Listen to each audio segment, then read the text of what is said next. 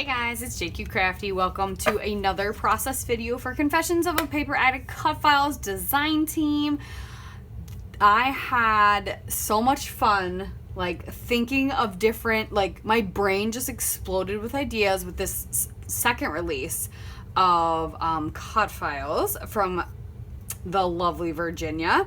And I opted to go ahead and cut out the two pool floaties. I've got the eyeball for the horse here and the centers for the floaties. And I don't know if you guys saw, but she had mentioned she challenged you all to use those tools that you don't use anymore on a layout this month. So I'm going to do just that. I'm going to back these Cutfiles with these beautiful watercolor, they're cards actually from the back of the Vicky Booten stencils from Color Study. I'm going to bring in more Color Study for papers and things, but I'm going to make these into shaker pockets. So I'm going to use my fuse tool, which I don't use very often. I just have to make sure I find enough plastic to make some. Oh yeah, this will be perfect. I've got that one. And is this one going to be big enough? Just make sure I have one the size of the cut file, essentially. Well, this one's got a hole in it, so that one won't work. Well, it'll work. I don't necessarily need to do the tail and the horns, just the body. Yeah, this one will work. So I just need to make sure I have plastic that's the size of our lovely cut file, and I will use my fuse tool and fuse them into the right shape. We'll see. I don't know if I'll be able to get it so that the holes, I don't remember which one goes to which. Does this one go to that one and that one go to this one? I'm not sure. I'll have to look that up. I'm not sure if I'll be able to have the holes cut out, but that's my goals. I'm going to try to do that. We're going to try. But yeah, so let's get started. So this in general is going to be a longer process because I tried to keep at least a little bit of every step in for you. So the first thing I am doing is I'm taking my cut file and I'm gluing it down on this packaging. Now this is packaging completely. All I did was either empty it or rip it out of the cardboard little sandwich thingy that say ephemera and stuff come in. So there are two pieces to each one. So I'm basically going to make use the fuse tool to create pockets of plastic. So yeah, I glued down using my Scotch Tacky glue, glued down the cut file to the plastic pouch first, and then I'm going to rough trim around it. And then I'm going to get out my fuse tool and I will then flip the cut file over and fuse it using the outline of the cut file as my guide, and I will fuse along that outline. So I had mentioned backing my cut files with that packaging, that pretty watercolor packaging, and I decided after I started doing it, I wasn't going to back the entire thing. I was going to leave them see-through and just back parts of the floaties that were not going to be the shakers. So for the unicorn, I'm going to back the mane and the tail and the horn with the paper, that packaging, and just leave them see-through. So right now that's what I'm doing. So I've let them dry. They've been drying. I wanted them to dry really, really well. And I trimmed roughly around them. And now I'm taking my fuse tool after it is properly heat up, and I am just going around the outline so that those two pieces of plastic or packaging that I have lined up, so with the horsey one, because after I cut around it, there was no edge that was joining them, so they were loose. So I had to make sure they stayed lined up. But after you fuse them, then it has made you basically that shape of a pocket. So you'll see here in a second. And I really liked, oh my God, these, seriously, I was so giddy happy about how these turned out. I literally went, ee! So there you go. I used 2 full sets of sequins. I do not remember what they were called. One is like summertime something, and the other one, not smoothie mix. Oh my gosh, why did I not keep that packaging? Yeah, they were. I probably had dipped into those sequins at least one point, but no, I mostly I filled 2 packages full of them. So now, as you can see, I backed the unicorn floaty mostly. I hadn't backed the horn, and so I'm just showing you how I'm doing the flamingo's beak and little tail. And I'm just flipping it over, tracing, and then gluing that on. So now the only thing that's kind of hard about if you do this, there's not a lot of ways to glue down this cut file. And it's thin enough that even my super thin strips of foam tape they'll be too thick around these floaties. I could have made them a little thicker. I could have done an offset and made them thicker, which was probably something I should have done. But I don't mind it. They're a little dimensional because they're like filled pockets. But I'm able to at least tack them down where I have the tail and the mane. And so I do that, and I'm going to attach them with some foam adhesive, foam tape, the big Mama Roll tape from Spiegel Mom Scraps. I do that with those areas. And then where I overlap a photo later, I tack it down as well. And there's some clever places. And I glue down to the page a little bit.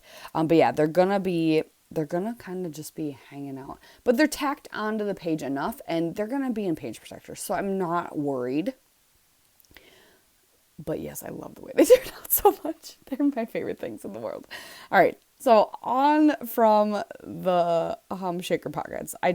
They make me so happy. They're so glittery and sparkly and pretty. And so I'm going ahead and I grabbed one of the Vicky Bouton mixed media papers because I spent all that time making those shaker pockets. I mean, I could have done my own mixed media, but I thought this blue one was perfect because they're swimming in the water. I have pictures of my husband and my niece and nephew and my son swimming in the water.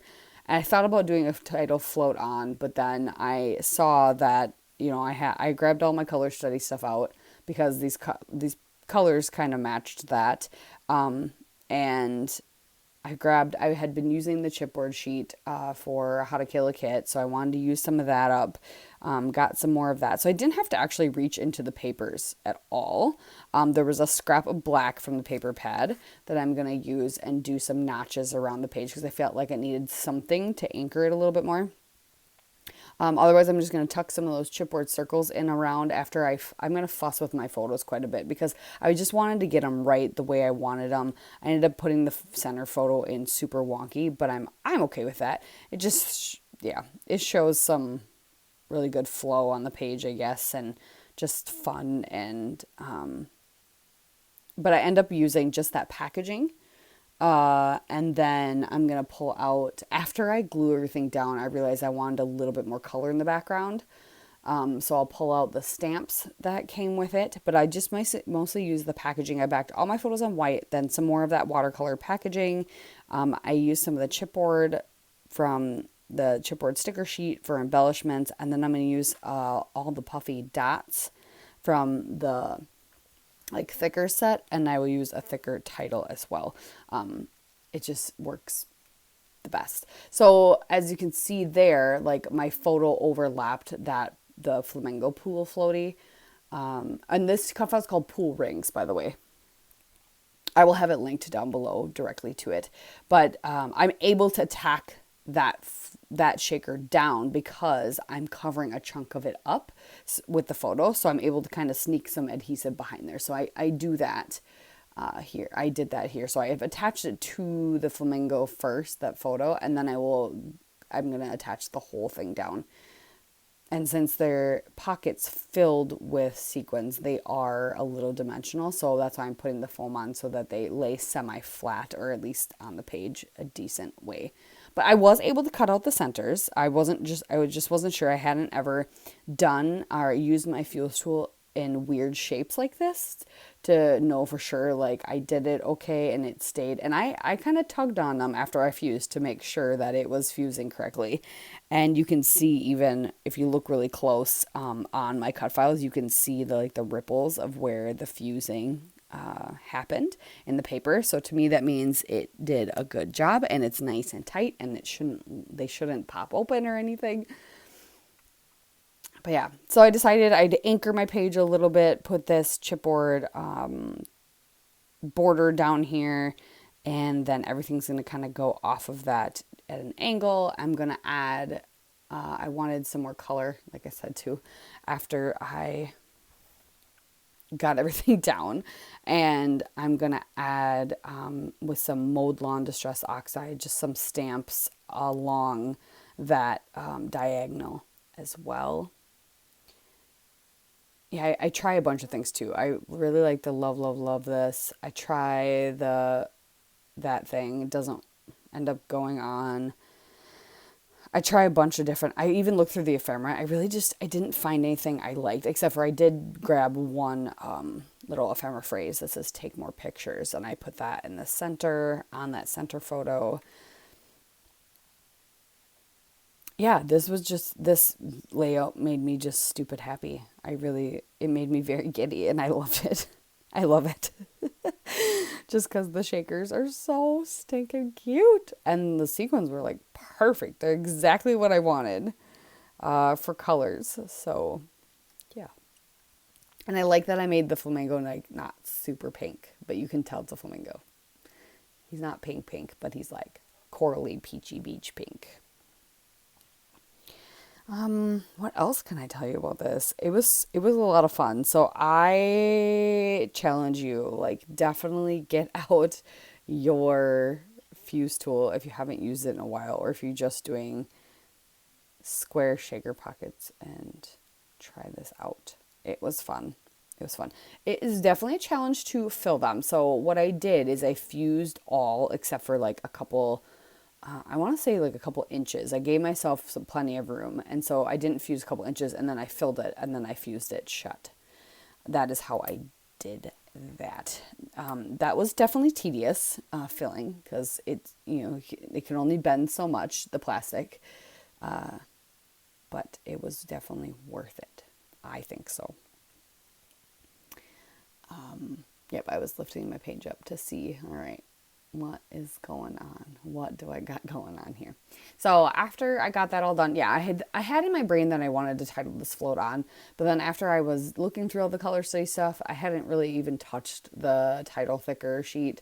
So I decided, oh yeah, it would be good enough as well, because they're floating, but they're not on floaties, so So I'm going to put that down on the left where there's that blank spot along that border strip. And then I'll just journal like where we are and what year it is and month below that. And yeah, here I'm trying to tack down the edge of the cut file. That side works. None of the other places really work. So the flamingo is definitely more attached than any of the other pieces. Yeah, for sure. Speaking of that, I can actually add a little glue. I'm looking at it right now, so I can add a little glue right here for the seahorse, the unicorn floaty. So I'm gonna sprinkle as many of the dots. Do I get all of them? I think I do, because I think I sprinkled as many as I could, and then there were like 6 left, and I was like, might as well, right? Get them all on there. So I'm going to use all the little foam dots and put them all over the page. And then I'm going to decide that I need something to kind of like anchor the page. So I'm going to cut notches out of where there's the white space to kind of balance it, and just rough it up with my distress tool and put strips of that black cardstock. And that's all from the paper pad, or the project pad. That's what it's called, right? Project pad. To put those behind those areas. But that is it, you guys. Thanks for watching. I hope you enjoyed. I hope you try out using a fuse tool if you have one to make some crazy shaped shaker pockets, or make them anyway and other ways that you can. I'm sure there's other ways you can do it as well. And yeah, or like our Virginia challenged you, make sure you break out those tools or supplies that you haven't used in a while and post them in the challenge album on the Facebook group. So that will be linked down below the Facebook group. Also, there's a free club file this month. If you have missed out on it, make sure you go snag it before it is gone. It's a really good one. Next month is really good too. So if you haven't joined yet and you miss out on this one, there's a good one coming. So thanks for watching. Here's a couple close-ups and we'll see you next time. Bye.